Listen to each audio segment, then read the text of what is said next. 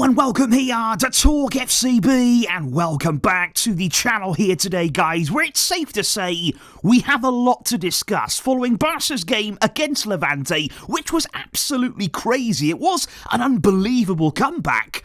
But there's a lot to unpack in that performance here. We've got some amazing things to talk about here today, like the fact that we won, like the fact that we have Pedri in our team. What a guy. But aside from some of those amazing things, there is also some concern. You're looking at the first half performance, you're looking at our defence in that first half especially, and we have to talk, we simply must talk about the refereeing that led to that penalty that was given against us. It is all on the way, guys. Lots coming up.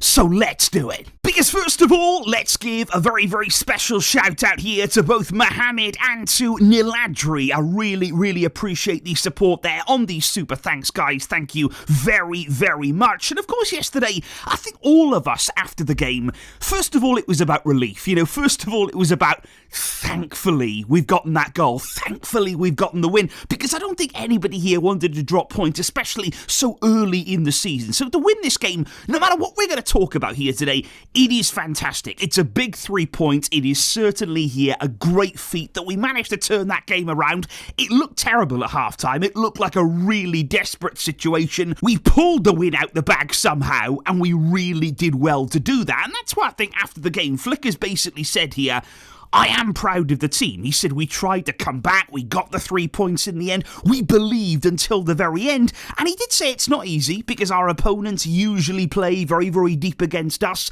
but we have to improve in games with those kinds of approaches. This game is going to help us a lot to continue growing. And I think it's a good point that we raised there, that a lot of these teams that we face in La Liga, they do sit deep, there's not much space, we know that's not really where this Barcelona team thrives, but that really does only amplify how important it is that we start games well. Because if you then give these kinds of opponents something as well to protect, it's going to make it even worse. Levante take the lead. Levante score again. They've got a 2-0 lead. Of course, then they're going to sit back. Of course, they're going to go even deeper and deeper into the field. So that's why don't give them that opportunity. Don't give them that glimmer of hope in a game. We've got to start better. We've got to start quicker, certainly than we did on Saturday. The first half, it was a worry. Because if we do take a look right here at Hansi Flick's starting lineup against Levante, and I've got to be honest, guys, I was quite surprised about it. When I first saw that there on Saturday, we were debating before the game about who would be starting as the number 10. Would Dani Olmo come back in? Would Fermin retain the trust of Hansi Flick? Or would it even be Gavi? Well, it turns out it was none of them. And I was very, very surprised, I've got to say, to see Rashford in the starting lineup and over on the left. And Flick here was trying to accommodate him in that wide role whilst also keeping Rafinha in the team. So it wasn't really about rotation. It was about trying Rashford, Rafinha and Lamine all together there just behind the striker. And in this particular game, I think it's fair to say it's something that didn't really work out. But to be fair to Hansi Flick, and this is the important point here, he does try things. He does try to mix things up. He does experiment at times. But what's important with him is that when that experiment is clearly not working out, when it's not going to plan, he doesn't hang around. He doesn't there just wait and wait and wait to change it. He gets in there early. We saw 2 important changes at half-time, really important changes that tipped the game in our favour, and that was important. However, guys, one of my biggest concerns, like I say, it was all about the defence. So let's start with the big question first of all of, where on earth is Jules Koundé in the starting lineup? Why, again, was he left on the bench and why did he only come on later? Eric Garcia, again, was preferred in the starting lineup ahead of Koundé. And why is this happening? Because we said before the game that it would feel quite significant if he was left out again, if he wasn't part of the lineup for 2 of the opening games of the season.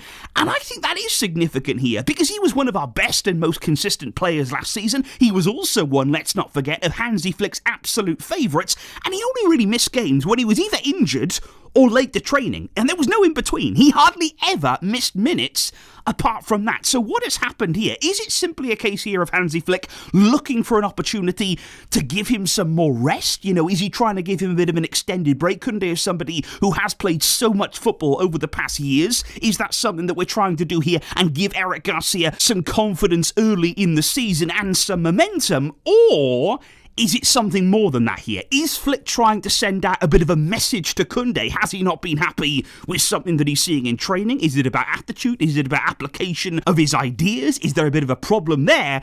And I think what we're going to see, guys, next weekend, that's a massive game, in my opinion, for Jules Koundé there. Because if he's not in the lineup for 3 successive games, and all before an international break, then I think we do have a problem. And I think there is something going on behind the scenes if he doesn't start against Rayo. So that is something that we have to keep an eye on. But up until then, we're still not really sure. Which then does bring me on to the other problem that I'm seeing right now at centre-back, and something that does concern me.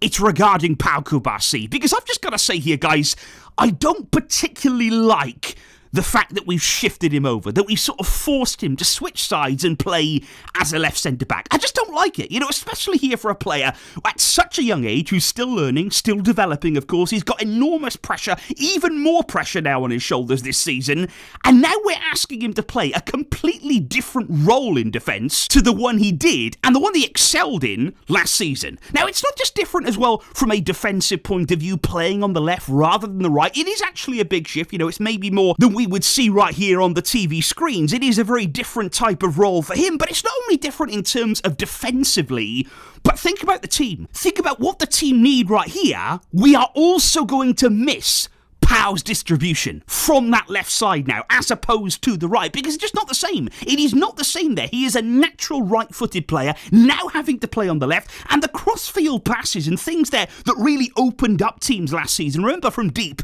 he was an absolutely fantastic option to play those long passes, as was Inigo.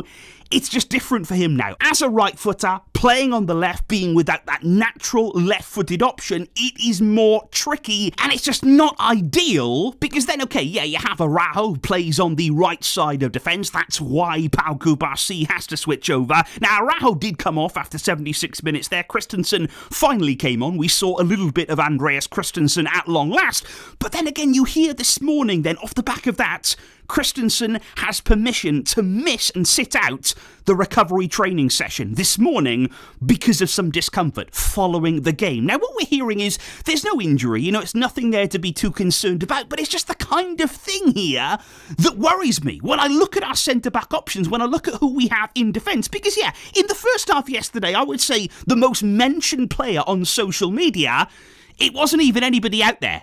It was Inigo Martinez. And I get that here, because sure, he's gone. I understand he's left the club. I know there's nothing that we can do now. There's no point crying over spilt milk. But we clearly miss him. It's obvious here to everybody watching right now, we have a glaring hole where he was. And that's understandable, because he was not only one of our best defenders last season, he was one of our best players. And we have given him away for free, and we haven't replaced him. And if you think right now that we're missing him after just 2 games, what's it going to be like after 20? Because we had big problems yesterday against Levante. We also had a few concerns, let's not forget, against Mallorca before they went down to 9 men. And let's just remember here, this is as good as it gets right now. There is nobody miraculous to come back into this defence. There's nobody out right now. Okay, you've got Gerard Martin. He's going to come back in, but I don't think he's going to completely revolutionise our back line. And you just look at the defensive depth that we have, or that we don't have, and I just think right here, not replacing Inigo at all, one of our most consistent defenders, is that going to be enough? Is that going to be an okay thing to do ahead of this new season?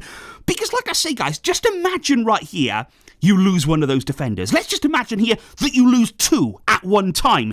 It can happen. It is very easily done, by the way, when the schedule ramps up, when you've got injuries, when you've got fatigue, suspensions, when you've got rotation. 2 defenders being out. You saw it last season. Christensen, Araujo. They miss so many games. If that happens, we are in crisis mode. We do not have enough in that back line to get through a long season, to absolutely excel. What's going to happen when we start having to rotate, by the way? This was basically our first choice backline out there yesterday, and I'm just worried. I'm honestly worried right now, guys. I'm concerned, because it's the one area defence that last season That was the one that fell short. You know, we scored goals, we were incredible going forward, but it was the defence that ultimately cost us in the biggest of games. It was our defence which meant we didn't reach the Champions League final. That was the one area that badly needed attention. And as we've spoken about before, with the loss now of Inigo, there's no way around it really. Our defence, as of right now, it is worse. But okay, guys, can we just for a moment talk about something spectacular, though? Can we talk about something amazing? Let's raise the spirits a little bit. Because let's talk about Pedri. Say no more, really. He is simply incredible. I absolutely love watching this young man. Because one of the really unique things about Pedri, and what really speaks about the talent that he has, when everybody around him is kind of struggling in the game, you know, when people around him are panicking a little bit, losing the ball, losing possession, he's not. You know, that's the beautiful thing about Pedri. The team might be struggling, the team might be having a hard time. His level, it never drops. He is always there. He is always consistent. He keeps his level impeccably high, and he is just in a league of his own. And can we talk about that goal? Can we talk about the fact that Pedri literally picks the ball up here? He's miles from goal. He's looking at the options ahead of him. He's looking at the way the game has gone so far, and he just thought, you know what? I'll do it on my own then. I've got this. I will take control. And the strike, it is amazing, by the way, because with the way the ball swerved, guys, I don't know if it was the same for you, but I thought I actually took a deflection. You know, I thought there's no way you get that much purchase, that much movement on the ball, and it didn't. It didn't take a deflection. It was just such a pure strike there. He couldn't have struck that any cleaner, and it was quite incredible, really. After the game, Pedri said, they keep telling me to shoot. They keep telling me to take on these opportunities, and now, if the result is a bit like this, I'm going to keep on shooting. Please do, Pedri. You have got so much in your locker. You've got so much ability. And even then when he scored, it was almost a case of, well, yeah, okay, let's go and get another one. Let's not overdo it here. Let's not go too crazy. I know it was an absolute golazzo, but let's just get another goal. I love Pedri. I love everything about him. What a performance. What a player. Man of the match. Genius. Maestro. And he's the kind of player that makes you genuinely run out of superlatives. However, guys, speaking about midfield, can we talk about Gavi? Because this is a player right now, and this is a situation that really intrigues me. Because obviously here, he came on, he massively impacted the game, in my opinion. He also played very well when he came on against Mallorca last week too. But he's perfect for this kind of situation. In a game where we're maybe chasing it, you need to ramp up the intensity. You need somebody there who's going to try and force things and just make things happen. And also, you also think about the way that we defend on counter-attack situations. He helps with that as well, because I thought it really summed up Gavi's kind of impact on this team and the way that he plays as a whole. He's celebrating a tackle, an interception that he makes in the 93rd minute, and he's giving it everything. He's out there fist pumping, winning the ball back. That is what he's all about. And I think what Gavi is, and the thing about the way that he does continue to impress us, we need to find a proper role for him. You know, that is my concern, I guess, right now. Because in some way here, he's not getting a fixed role. He's not getting fixed minutes in this team right now. He's getting sort of minutes here and there, depending on the situation. And it seems right now that he's not really favoured as a deeper midfielder, somebody who's going to play deeper there in that midfield role.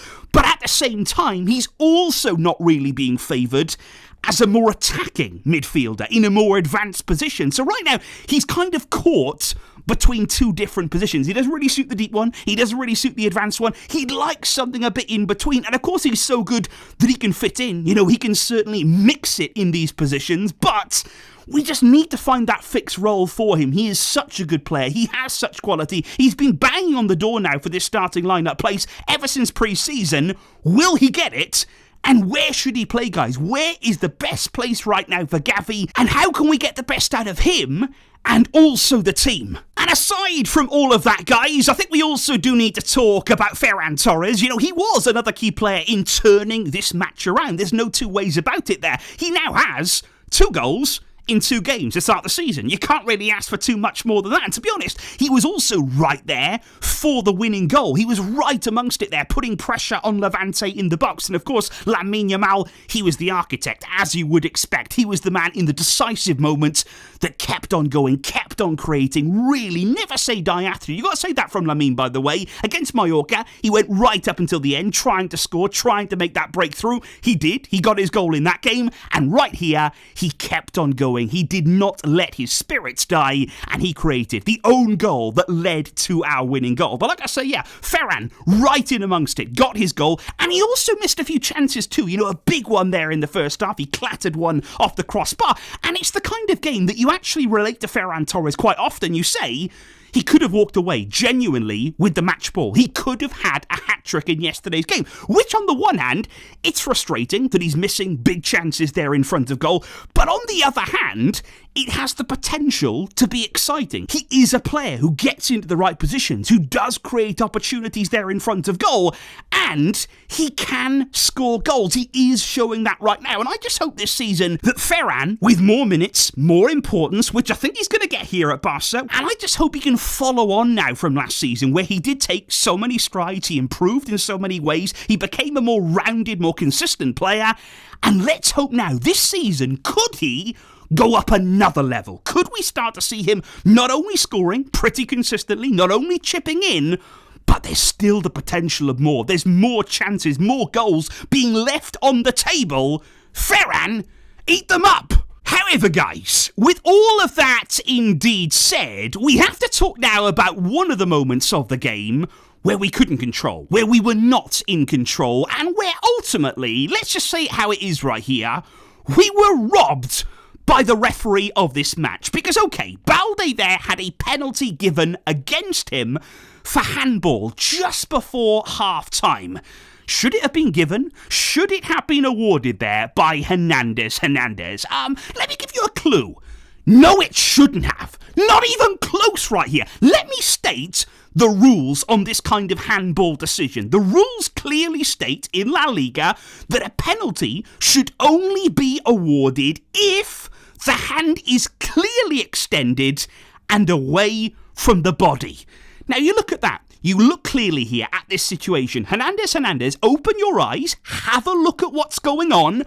How is the hand extended? How is the arm anywhere away from the body? Balde right here is tucked up. He couldn't get his hand any closer to his body. The only other option he'd have is to remove his hand entirely, and I don't think that's what football wants to see. It wouldn't be a good look for La Liga or for you. And look, we make jokes about this. We make jokes about it now that we've won. It could have been a decisive decision here from Hernandez. It was right at the end of the first half. It was a crushing blow there before halftime. It doubled Levante's lead, and that gave us a mountain to climb in the second half. And that is an absolutely shocking decision.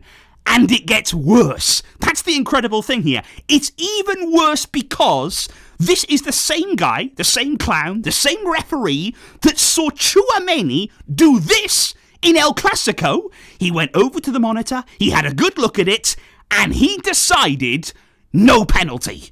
Where's the consistency? If that is not a penalty, and sure, by the rules, maybe it wasn't. But then you have to apply that here. You can't pick and choose and decide which one to give, which one not. That is not a good look there, because I would say here, Hernandez, he must have been named twice, simply so that he wouldn't forget his own name. And can I also just add, Mattia Lahoz, I mean him of all people, he was speaking actually during the game yesterday, even he admitted that should not have been given. I mean, if Mattia Lahoz is critiquing your refereeing, you must be bad. You must be absolutely shocking at your job. But there is one way. There is one simple way to explain all of this nonsense. All I need to say is, welcome to La Liga. But indeed, guys, that does indeed conclude everything we saw and witnessed in Barca against Levante on Saturday. But I would like to know in the comments down below, what are you feeling right now? You know, it was relief, it was euphoria, to be honest, when we did complete the incredible comeback. But now looking further into the performance, what are your feelings right now? And this week, we are going to be answering more questions here on the channel. So please do head over to my Instagram account over on TalkFCB and leave your questions there. There's a post, there's a story, DM them to me, whatever you want to do, because I just have the feeling that we are going to have so much more to talk about in the week to come, guys. So please do leave all of your questions there. Please also don't forget to leave a like if you enjoyed the video. If you want, like I say, you don't have to. It's completely up to you. But I will see you soon with lots more videos on the way for you. Thanks for the support and for all of you tuning in. But until next time, as always, Veshka El Barça!